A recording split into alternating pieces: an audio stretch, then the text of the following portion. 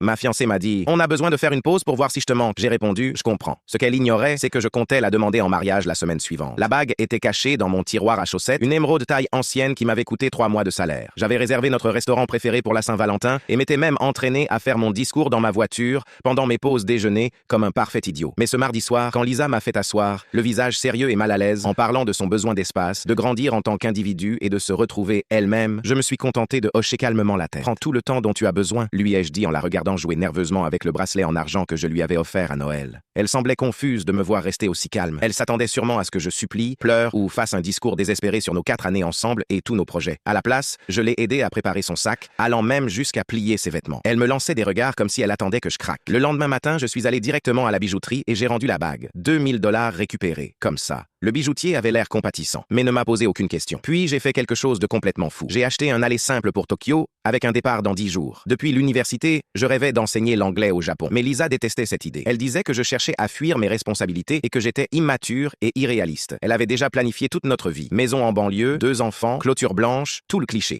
2 semaines plus tard, je me retrouvais au carrefour de Shibuya avec une valise et un japonais catastrophique. J'ai trouvé un petit boulot dans une école de conversation à Akihabara, loué un appartement minuscule et commencé à apprendre la langue avec des applications et des vidéos YouTube. Pour la première fois depuis des années, ma vie était électrique et imprévisible. Chaque journée était une aventure. Pendant ce temps, mon ami Jake me tenait au courant de la quête personnelle de Lisa sur les réseaux sociaux. Elle publiait des photos très suggestives tous les jours, sortait chaque week-end dans des bars branchés avec ses copines et semblait profiter à fond de sa vie de célibataire. D'après Jake, elle demandait régulièrement à nos amis si j'allais bien et semblait choquée que je sois réellement parti du pays. Au 3e mois, mon japonais était enfin assez bon pour avoir de vraies conversations. C'est là que j'ai rencontré Yuki lors d'une rencontre linguistique dans un petit café à Harajuku. Elle étudiait le commerce international à Waseda, parlait un anglais parfait et avait un rire incroyablement contagieux. Nous avons commencé à nous voir 2 fois par semaine pour pratiquer nos langues. Mais en réalité, nous étions simplement en train de tomber amoureux. Un jeudi matin, alors que Yuki et moi partagions un café et des pancakes tout moelleux, mon téléphone s'est mis à vibrer sans arrêt. J'avais fait une énorme erreur. Tu me manques tellement que ça me fait mal. Cette pause était la pire idée de ma vie. S'il te plaît, rentre à la maison. J'ai besoin de toi dans ma vie.